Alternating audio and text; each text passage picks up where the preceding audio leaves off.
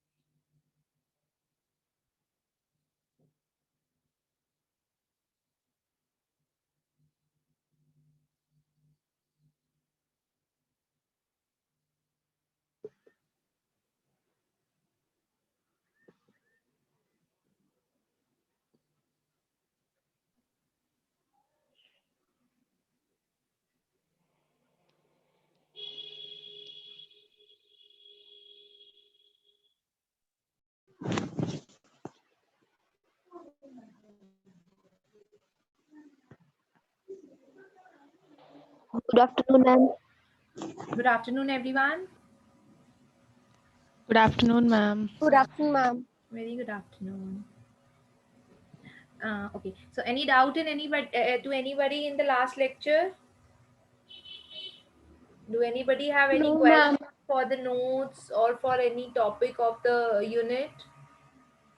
Ma'am test for the phosphate बता दो एक बारी. Test for the phosphate. phosphate. Okay. Any other queries? Any other doubt to anybody? No, ma'am. Okay. चलिए जो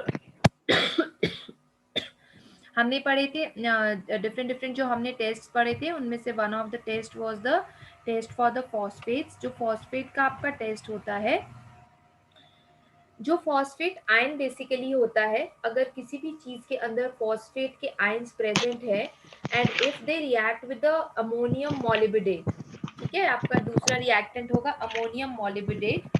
तो phosphate जो है जब अमोनियम मॉलिबिडेट के साथ रिएक्ट करता है तो वो येलो कलर के प्रेसिपिटेट्स बनाता है बच्चे.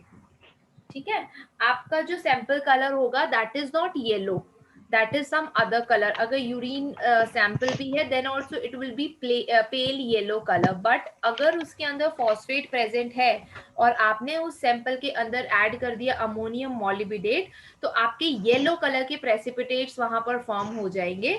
ठीक है, और वो येलो कलर के प्रेसिपिटेट्स फॉर्म होंगे बिकॉज अमोनियम मॉलिबिडेट जो है वो फॉस्फेट के साथ रिएक्ट करता है तो बन जाता है अमोनियम फॉस्फोमोलिबिडेट. प्रोडक्ट जो बना है वो अमोनियम फॉस्फोमोलिबिडेट है और इस प्रोडक्ट के येलो कलर के प्रेसिपिटेट्स होते हैं.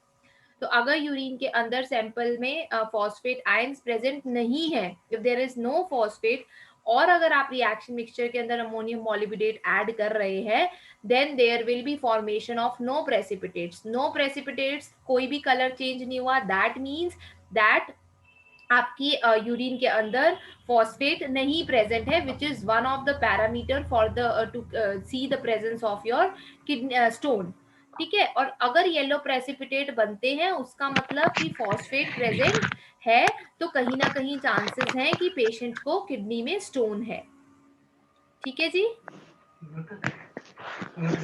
आप सबसे पहले Yes, अपने ma'am. सैंपल को 1.5 ml कंसंट्रेटेड नाइट्रिक एसिड के साथ डिसॉल्व कर देंगे और उसके अंदर आप 1.5 ml ही अमोनियम मॉलिबिडेट डाल देंगे. सिर्फ दो ही रिएक्टेंट्स हैं, इनको मिक्स करोगे, बॉईल करोगे, प्रेसिपिटेट फॉर्म हो गए तो फॉस्फेट प्रेजेंट है, नहीं हुए तो फॉस्फेट एब्सेंट है. Okay okay ma'am. ओके ठीक है जी. मैम, और एक कैल्शियम वाला भी बता दो. अच्छा बच्चे, कैल्शियम वाले में हमने पढ़ा था कि कैल्शियम जो होता है it's a very common thing that calcium is of white colour. ठीक है, तो अगर आप सैंपल के अंदर कैल्शियम प्रेजेंट है और आप उस सैंपल के अंदर अगर कैल्शियम ऑक्जेलेट को रिएक्ट करवा रहे हो अमोनियम ऑक्जेलेट के साथ, ठीक है, अगर रिएक्शन में अमोनियम ऑक्जेलेट डाल रहे हो तो कैल्शियम जो है वो अमोनियम ऑक्जेलेट से ऑक्जेलेट लेगा और कैल्शियम ऑक्जेलेट प्रेजेंट प्रोडक्ट बन जाएगा. जो कैल्शियम ऑक्जेलेट बना है क्योंकि वो प्रोडक्ट में कैल्शियम है, तो जो प्रेसिपिटेट्स होंगे वो व्हाइट कलर के होंगे. ठीक है, अगर आपने आपने एक सैंपल लिया यूरिन का, उसके अंदर अमोनियम ऑक्सलेट डाला, अगर तो उसको मिक्स करने के बाद कोई चेंज नहीं हुआ, प्रेसिपिटेट समझ आता है ना, रिएक्शन में प्रेसिपिटेट कैसे बनते हैं, दाने दाने हमें अलग से दिखता है प्रेसिपिटेशन जब होती है, ठीक है। Yes ma'am. अगर तो रिएक्शन मिक्सचर के अंदर कोई चेंज नहीं आया, कुछ भी फर्क नहीं पड़ा, देन दैट मीन्स कि इसका कोई असर नहीं हुआ और कैल्शियम जो है वो नेग्लिजिबल है यूरिन के अंदर। बट अगर सिग्निफिकेंट अमाउंट में प्रेजेंट है, उसका मतलब, और वैसे भी स्टोन का one of the major parameter is की प्रेजेंस ऑफ द कैल्शियम, ठीक है। अगर वो प्रेजेंट है ज्यादा अमाउंट के अंदर, तो वो व्हाइट कलर के प्रेसिपिटेट बनाएगा जब प्रोडक्ट फॉर्म होएगा। व्हाइट कलर के प्रेसिपिटेट बनने का मतलब है कि उसके अंदर कैल्शियम है और बॉडी के अंदर स्टोन होने के चांसेस ज्यादा है, ठीक है जी। Okay ma'am. Okay, any other doubt to anybody? Magnesium का, ऑक्सलेट का, कार्बोनेट का, यूरिक एसिड का? Ma'am oxalate. ऑक्सलेट का, ठीक है। और कोई डाउट बच्चे किसी को? Yes ma'am. Ma'am uric acid stone का जो मैम आपने बताया था ना कि हाँ। उसको ट्रीट करते हैं कि इंक्रीज फ्लूइड इनटेक, और ma'am alkalisation of the urine बताया था। तो हाँ। मैम वो alkalisation of the urine ma'am होता क्या है, वो मतलब क्या करते हैं बेटा, उसमें? एल्केनाइजेशन का मतलब होता है कि जो आपका सैंपल, आपका मतलब जो यूरिन है वो एसिडिक हो गया है, उसकी जो बॉडी में पीएच बेसिक होनी चाहिए वो बेसिक नहीं है, ठीक है। जैसे आपने कई बार सुना होगा कि हम बोलते हैं कि एसिड बन गया या खट्टा बन रहा है किसी को, है ना। Yes ma'am. अगर बॉडी बहुत ज्यादा फ्लूइड इनटेक नहीं लेती, लिक्विड का इनटेक नहीं लेती, तो क्या होता है कि जो बॉडी के अंदर फंक्शंस चल रहे हैं या जो यूरिन आपका फॉर्म हो रहा है किडनी के अंदर, उसकी जो है पीएच ड्रॉप हो जाती है, और वो जो पीएच है वो एसिडिक हो जाती है। एसिडिक मतलब 7 से नीचे हो जाती है, ठीक है। और कोई भी चीज अगर एसिडिक होएगी तो उसकी बेसिक नेचर है कि वो जलन करेगी, यस मैम। ठीक है। तो एल्कलाइजेशन का मतलब है कि जो बॉडी के अंदर प्रोसेस हो रहा है उसकी पीएच 7 से नीचे नहीं होनी चाहिए, 7 से ऊपर होनी चाहिए। तो अगर एसिड के अंदर, अगर हमने एसिड की पीएच बढ़ानी होती है, कोई सैंपल है उसके अंदर एसिड बहुत ज्यादा है, अगर हमने उसको उसकी पीएच को बढ़ाना होता है, बेस करना होता है, तो हम उसके अंदर क्या करते हैं, कोई बेस ऐड करते हैं ना, जैसे NaOH हम डाल देते हैं, है ना।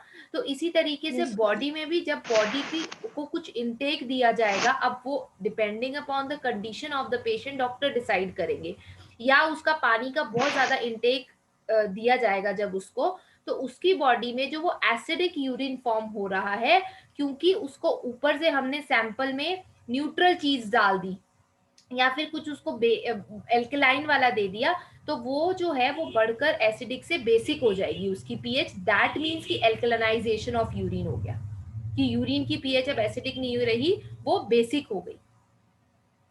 Okay ma'am. मैग्नीशियम में उल्टा हो जाता है, मैग्नीशियम में बहुत ज्यादा एल्कलाइन हो जाता है वो, ठीक है। तो वहां हमको उसको कम करना होता है, वहां पर यूरिन की एसिडिफिकेशन होती है। Okay ma'am. ओके, हाँ जी। और टेस्ट कौन सा बोला था बच्चे आपने, किसने बोला था टेस्ट के लिए?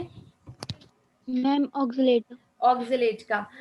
अच्छा, ऑक्सलेट जो होता है, अगर हम अगर सैंपल के अंदर ऑक्सलेट प्रेजेंट है और हम उस सैंपल के अंदर सल्फ्यूरिक एसिड का सॉल्यूशन डाल रहे हैं, तो वो ऑक्सलेट जो है सैंपल के अंदर प्रेजेंट, वो सल्फ्यूरिक एसिड के साथ रिएक्ट करेगा और वो ऑक्सैलिक एसिड बना देगा, ठीक है। अब जब भी कभी एसिड फॉर्म होता है कहीं पर, तो क्या होता है, अगर कहीं CO2 फॉर्म हो रही है तो क्या होता है, एसिड के फॉर्म होने से बबल्स प्रोड्यूस होते हैं, ठीक है। आपका इतने सैंपल लिया, उसके अंदर सल्फ्यूरिक एसिड डाला, अगर तो उसके सैंपल में कोई चेंजेस नहीं आए, कोई कलर चेंज नहीं आई, कोई डीकलरेशन नहीं हुई, कोई बबल्स नहीं बने, देन दैट मीन्स उसके अंदर कोई फर्क नहीं पड़ा, जो यूरिन के अंदर ऑक्सलेट है वो नेग्लिजिबल है या है ही नहीं, एब्सेंट है। अगर सिग्निफिकेंट अमाउंट में ऑक्सलेट प्रेजेंट है, तो वो सल्फ्यूरिक एसिड डालने के बाद ऑक्सलेट एसिड बना देगा और वो ऑक्सैलिक एसिड बना देगा। ऑक्सैलिक एसिड बनने की वजह से आपका रिएक्शन मिक्सचर्स में से बबल निकलेंगे, जिससे कि आपको पता चल जाएगा कि इस यूरिन सैंपल के अंदर ऑक्जेलेट प्रेजेंट है। ओके, चलिए नेक्स्ट, किसी और को कोई डाउट? हाँ जी, किसी और को कोई doubt? Okay, so today we will be starting with our next unit, that is your I guess fourth unit. Fourth unit of the syllabus is the qualitative test for urobilinogens, barbiturates, T3, T4, TSH and the 17 ketosteroids. Okay, we have already completed unit first, second, first, second, sixth and seventh. So this is unit number 5, which includes the qualitative tests for various things, and we will be starting with the first given parameter, that is the urobilinogens. So any idea, anyone, what are urobilinogens? क्या होता है urobilinogens? हाँ जी, क्या होते हैं urobilinogen? हमने पढ़ा था लास्ट सेम में, आई थी टर्म यूरोबिलिनोजन कहीं पर। लास्ट में भी हमने टेस्ट पढ़े थे, तब यूरोनोबिलिनोजन एक टर्म आई थी, याद है किसी को?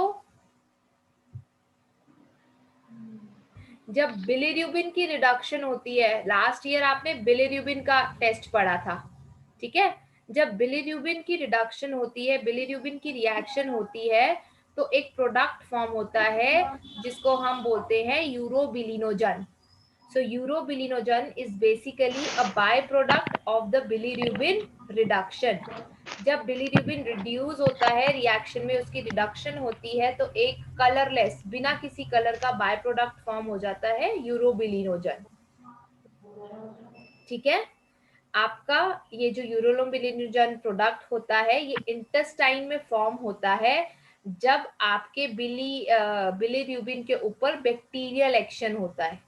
ठीक है, आपका फूड जब बॉडी में जाता है तो वो इंटेस्टाइन में उसकी डाइजेशन का certain process takes place in the intestine, जहां पर सर्टेन बैक्टीरिया उस फूड के ऊपर एक्ट करते हैं. तो इंटेस्टाइन में जब बिलिरुबिन के ऊपर बैक्टीरियल एक्शन होता है तो वो बना देता है उसको तोड़कर यूरोबिलिनोजन. जो ये यूरोबिलिनोजन होता है, ये इंटेस्टाइन से बॉडी के अंदर बार बार रीएब्जॉर्ब होता रहता है. ठीक है, सो द यूरोबिलिनोजन जो इंटेस्टाइन में बना, इट गेट्स रीएब्जॉर्ब्ड और वो वापस से वेन्स की हेल्प से लीवर में चला जाता है. एंड देन लीवर से it enters the circulation and then it is excreted by the kidneys. I am repeating the process. Intestine में बिलिरुबिन पे जब बैक्टीरियल एक्शन होता है, then the product urobilinogen is formed. This urobilinogen is colourless, इसका कोई colour नहीं होता. Intestine में फॉर्म होने के बाद ये पोर्टल वेन की हेल्प से लिवर तक ट्रांसपोर्ट होता है. लिवर में पहुंचने के बाद इट एंटर्स द सर्कुलेशन, मतलब it enters into the blood stream, और वहां ब्लड स्ट्रीम से it comes to the kidneys, और किडनी से ये एक्सक्रीट आउट हो जाता है, because excretion of any product from the body has a vital role of the kidney. Okay, अगर बॉडी के अंदर बिलिरुबिन का अमाउंट बढ़ता है, ठीक है, तो यूरोबिलिनोजन का अमाउंट भी गट के अंदर इंक्रीज हो जाएगा. और ऐसा कब होता है? जिन पेशेंट्स को लिवर डिजीजेस होती हैं, जिनको हेपेटाइटिस होता है, ठीक है, तो उनके अंदर क्या होती है, जो यूरोबिलिनोजन साइकिल होती है वो इनहिबिट हो जाती है. जो ये मैंने साइकिल बताई है कि वो कहाँ से कहाँ सर्कुलेट होता है, ये साइकिल को इनहिबिट कर देता है, मतलब ये साइकिल पूरी कंप्लीट नहीं हो पाती, और इसलिए गट के अंदर यूरोबिलिनोजन जो है वो बढ़ता रहता है. क्लियर है यहाँ तक? Yes ma'am. यूरोबिलिनोजन जो होता है बॉडी के अंदर, फिर वो कन्वर्ट हो जाता है यूरोबिलिन के अंदर. बिलिरुबिन से बना यूरोबिलिनोजन, और यूरोबिलिनोजन से बन जाता है यूरोबिलिन. ठीक है, जो कि यूरिन के अंदर आपको एपरेंट होता है. जो यूरोनोबिलिनोजन होता है इंटेस्टाइन के अंदर, वो डायरेक्टली रिड्यूस हो जाता है ब्राउन स्टर्कोबिलिन के अंदर, जो आपका किडनी से एक्सक्रीट हो रहा है। किडनी से आपका यूरिन बनता है, किडनी में यूरिन बनता है, वहां से यूरिन एक्सक्रीट होता है। जो किडनी के अंदर यूरोनोबिलिनोजन होता है वो कन्वर्ट हो जाता है यूरोबिलिन के अंदर, और वो that is very apparent in the urine.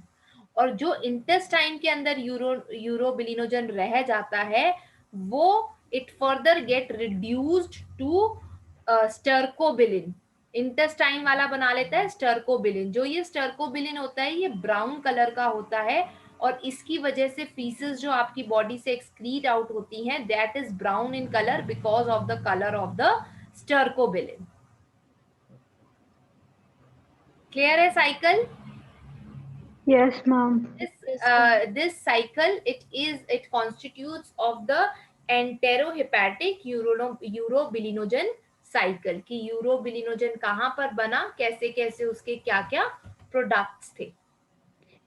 This was the brief introduction of what is urobilinogen.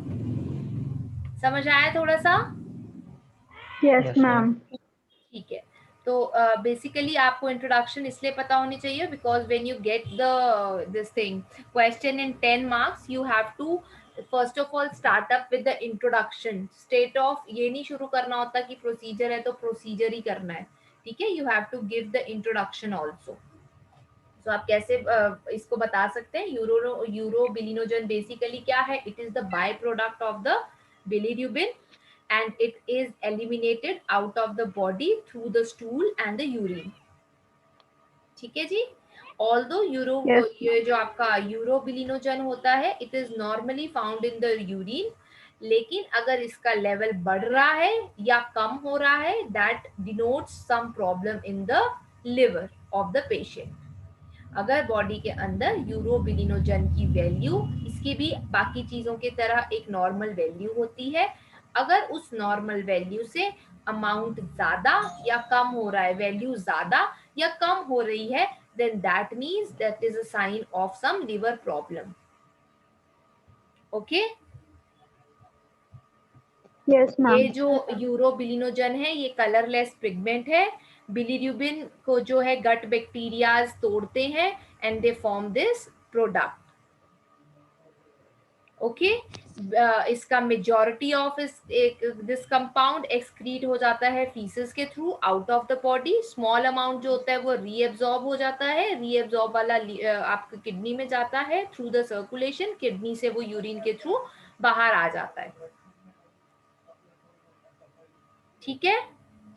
Yes, ma'am. Okay, so when this bilirubin production increases, अगर बिलिरुबिन की प्रोडक्शन बढ़ जाती है पेशेंट की बॉडी में, किस वजह से बढ़ती है?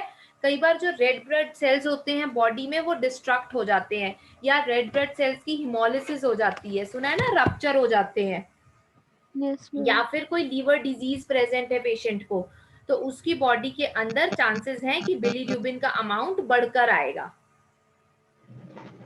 ऑन दी अदर हैंड, अगर इनसफिशियंट बिलिरुबिन पहुंच रहा है टू द गट, अगर बाइल फ्लो प्रॉपर नहीं है, ठीक है, अगर बिलिरुबिन ही प्रॉपर नहीं पहुंच रहा, अगर बाइल का फ्लो लिमिटेड है या कम है, तो जो है इनसफिशियंट बिलिरुबिन पहुंचेगा टू द गट, जिसकी वजह से यूरोबिलिनोजन प्रोडक्शन भी कम हो जाएगी। अगर प्रोडक्ट ही कम है तो उसका बाय प्रोडक्ट तो ऑब्वियसली कम होएगा, ठीक Yes, है, ma'am. जिसकी वजह से क्या होता है, यूरिन के अंदर और फीसेस के अंदर भी यूरोबिलिनोजन का अमाउंट जो है वो एक्सट्रीमली लो हो जाता है। इन्हीं सब चीजों को टेस्ट करने के लिए बढ़ गया है या घट गया है, बढ़ा है तो वो किस चीज का साइन है, कम हुआ है तो किस चीज का साइन है, the urobilinogen test is conducted. ठीक है, यूरोबिलिनोजन के जो टेस्ट होते हैं बेसिकली वो एक पार्ट होता है यूरिन एनालिसिस टेस्ट्स का। जब भी यूरिन एनालिसिस होती है तो there are some number of tests which are done, और उनके जो अंदर अगर एबनॉर्मल कॉन्स्टिट्यूएंट्स होते हैं देन दैट मीन्स कि patient have some problem in the kidney और in the liver.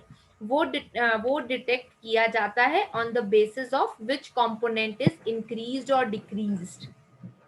So basically this test of urobilinogen is also like a part of a urine analysis tests.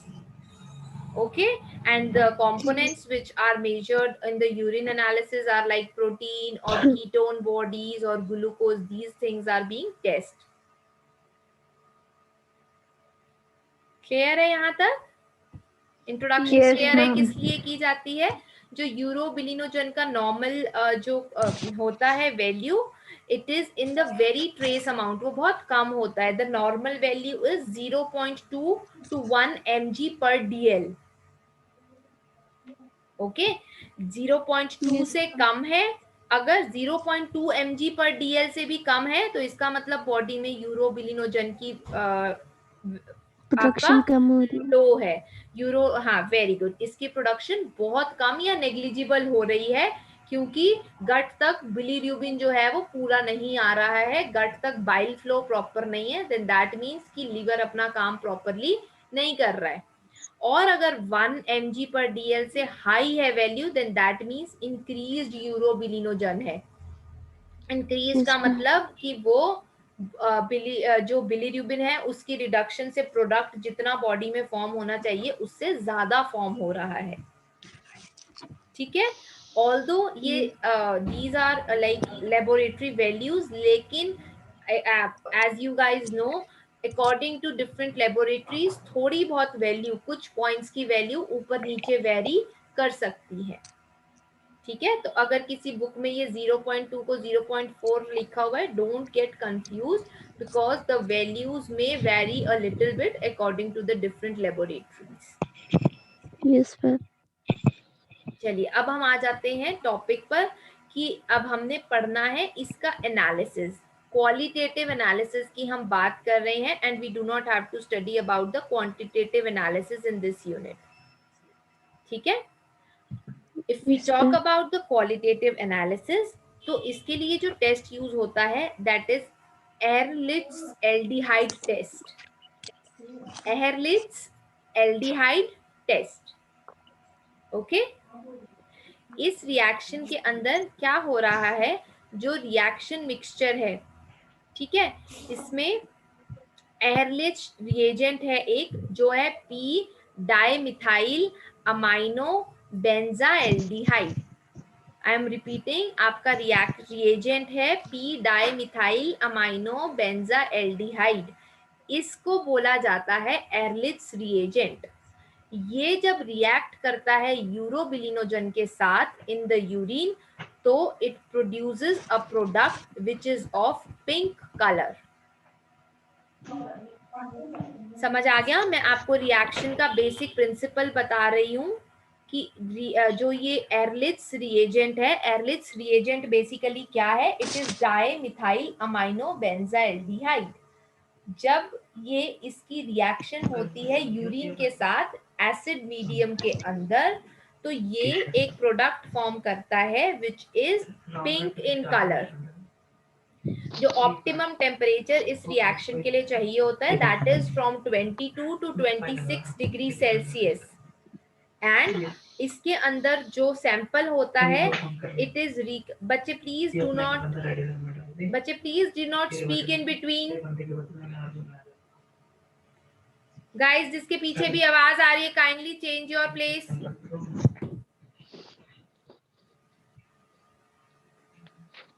हाँ जी. तो basic principle clear है? Yes ma'am. Ehrlich aldehyde test के अंदर क्या हो रहा है, एलरिच रिएजेंट जो कि पी डाइमिथाइल अमाइनो बेंजाएल्डिहाइड है, वो किसके साथ रिएक्ट कर रहा है?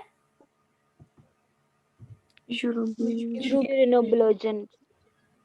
यूरोबिलिनोजन के साथ रिएक्ट कर रहा है जो कि आपके यूरिन के सैंपल में प्रेजेंट होगा. ठीक है. और 22 to 26 डिग्री सेल्सियस पे अगर इन दोनों को मिक्स किया जाता है, अगर सैंपल में कलर जो है वो चेंज होके पिंक कलर का प्रोडक्ट बनता है, दैट मीन्स कि सैंपल के अंदर यूरोबिलिनोजन जो है वो प्रेजेंट है. ठीक है. This is a very simple सा टेस्ट है. सिर्फ एक रिएक्शन, एक रिएजेंट है, कोई इसमें कॉम्प्लेक्स वो नहीं है. ठीक है. Yes, ma'am. तो इंटेंसिटी ऑफ कलर जो है जो डेवलप होएगा, it depends upon the amount of the urobilinogen present in the urine sample. जितना ज्यादा यूरोबिलिनोजन होएगा उतना ज्यादा पिंक कलर की इंटेंसिटी होएगी।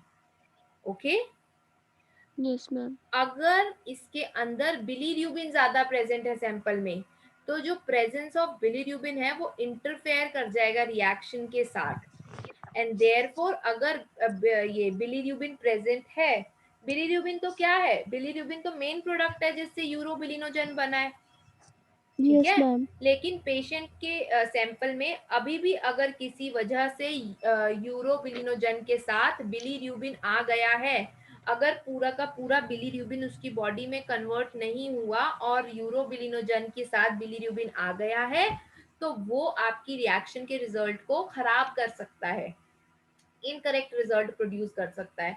तो उसके लिए पहले बिलीरुबिन को जो है रिएक्शन मिक्सचर से रिमूव करना होता है। ओके और इसके लिए क्या करना होगा, कैसे रिमूव करेंगे, जो यूरिन का इक्वल यूरिन के अमाउंट को ऐड कर देंगे 10% बेरियम क्लोराइड के साथ।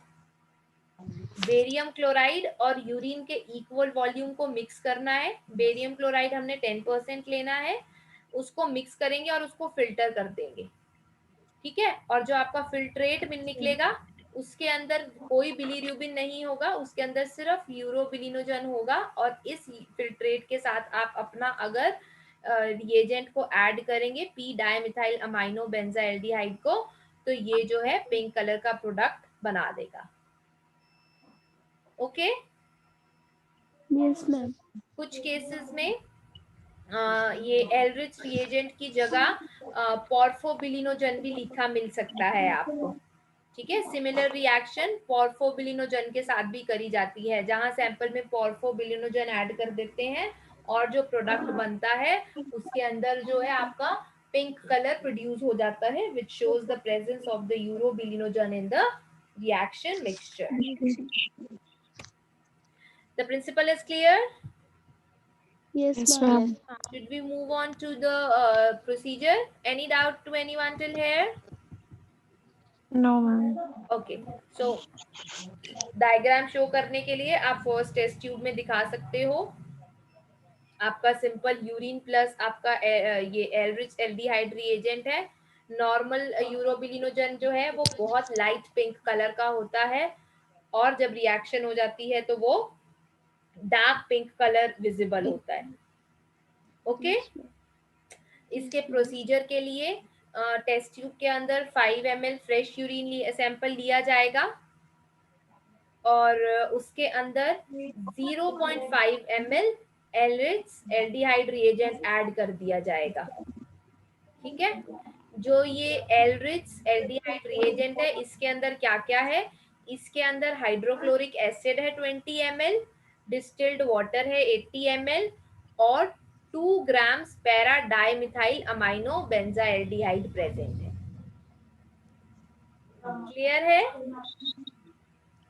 एहरलिच Ma'am, एल्डिहाइड रिएजेंट जो है वो किस किस चीज का बना है, उसके अंदर 2 gram para dimethyl amino benzaldehyde present है, 2 gram 2 grams 20 ml hydrochloric acid present है, and 80 ml distilled water present है।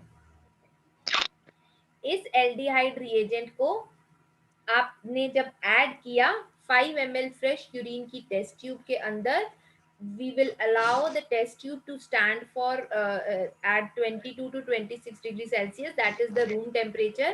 We will allow the test tube to stand for 5 minutes, and after 5 minutes the development अगर होती है pink color की, that indicates the normal amount of the urobilinogen. okay dark colour आता है, colour की intensity बहुत ज्यादा है, तो मैंने आपको बताया the intensity of the colour depends upon the presence of the urobilinogen कि कितना प्रेजेंट है। अगर वो इंक्रीज्ड है बॉडी के अंदर तो जो इंटेंसिटी होगी कलर की वो बहुत बहुत बहुत ज्यादा डार्क होती चली जाएगी। Okay Yes, ma'am. so this is how you test the presence of this urobilinogen in the urine sample. This is the qualitative test for urobilinogen. Okay. Yes, ma'am. मैंने आपको बताया है कि जो यूरोबिलिनोजन होते हैं और जो पोर्फोबिलिनोजन होते हैं उनकी दोनों की सिमिलर रिएक्शन होती है, राइट? अगर पोर्फोबिलिनोजन भी प्रेजेंट है सैंपल यूरिन में तो वो भी यूरोबिलिनोजन की तरह पिंक कलर ही बनाते हैं। तो अगर किसी को डाउट है कि पोर्फोबिलिनोजन प्रेजेंट है, पहले जैसे हमने बिलीरुबिन को हटाया, ऐसे ही हम अगर हमें पोर्फोबिलिनोजन के साथ डिस्टिंग्विश करना है तो फर्दर टेस्टिंग होती है which is required to distinguish between the two. इसके लिए टेस्ट किया जाता है Watson Schwartz test. Watson Schwartz test के अंदर क्या होता है, 1 to 2 ml क्लोरोफॉर्म को लिया जाता है। 1 to 2 ml chloroform is taken and it is shaken for 2 minutes। उसको शेक किया जाता है खाली क्लोरोफॉर्म को, और उसको you will allow it to stand. Pink colour अगर होता है क्लोरोफॉर्म के अंदर, the pink colour in the chloroform layer indicates the presence of the urobilinogen. अगर पिंक कलर की एक लेयर बनती है, ठीक है, while pink coloration of the aqueous portion indicates the porphobilinogen। समझ आया कैसे डिस्टिंग्विश हुआ दोनों में? अगर सिर्फ टेस्ट ट्यूब पे लेयर बन रही है, ऊपर एक लेयर बनी है पिंक कलर की, देन दैट मींस वो यूरोबिलिनोजन की वजह से बनी है। लेकिन अगर एक्वस सॉल्यूशन का अगर सैंपल का कलर ही चेंज होके पिंक हो गया है, दैट मींस पोर्फोबिलिनोजन है। ये किसके साथ रिएक्शन बता रही हूँ मैं? क्लोरोफॉर्म के साथ बता रही हूँ। Yes ma'am. ठीक है जी, यस मैम। क्लियर हो गया सभी को? बेसिकली Yes, अगर आपको एग्जाम पॉइंट ऑफ व्यू से टेस्ट आता है, then you have to describe the Ehrlich aldehyde test, test का principle, reaction and the procedure. Okay yes ma'am. Yes, ma'am. हाँ, तो हमने ये जो यूरोबिलिनोजन और पोर्फोबिलिनोजन की डिस्टिंग्विश किया, वो इसलिए किया ताकि जो हमारे रिजल्ट है वो फॉल्स रिजल्ट ना आए। कई बार हो सकता है यूरोबिलिनोजन कम हो या ना हो और पोर्फोबिलिनोजन बड़ा हुआ हो, वो तो फिर भी पिंक कलर देगा, ठीक है, और हमें लगेगा कि यूरोबिलिनोजन ज्यादा है। तो that is not always true. Further clarity के लिए इसी सैंपल को अगर हम क्लोरोफॉर्म के साथ ट्रीट करेंगे, अगर सिर्फ एक अपर लेयर फॉर्म होती है, दैट मीन्स कि टेस्ट यूरोबिलिनोजन ही है सैंपल में। अगर पूरा का एक्वस सॉल्यूशन का कलर चेंज होता है, दैट मीन्स पोर्फोबिलिनोजन ज्यादा है। Okay yes ma'am. Okay, so any doubt to anyone? Anybody want to ask any question?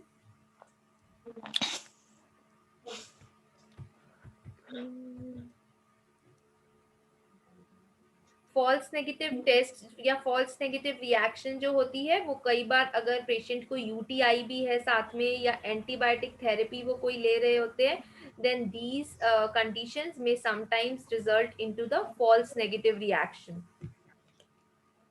Okay, कि गलत बता सकती हैं। क्लियर है यहाँ तक सभी को?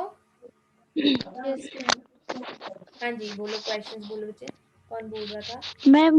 मैं 4th यूनिट्स के नोट्स बच्चे 4th यूनिट के नोट्स 4th यूनिट तो हमने अभी किया ही नहीं राजे। मैम वही रीनल कैलकुलाई 7th यूनिट के नोट्स, 7th की बात कर रहे हो। आपको अभी मैनुअल नहीं मिला? मैम मिल गया है मैनुअल में है बच्चे वो फेडिना पूरी पे। यूनिट। हाँ, फेडिना पे मैनुअल में पूरी यूनिट गिवन है आपको।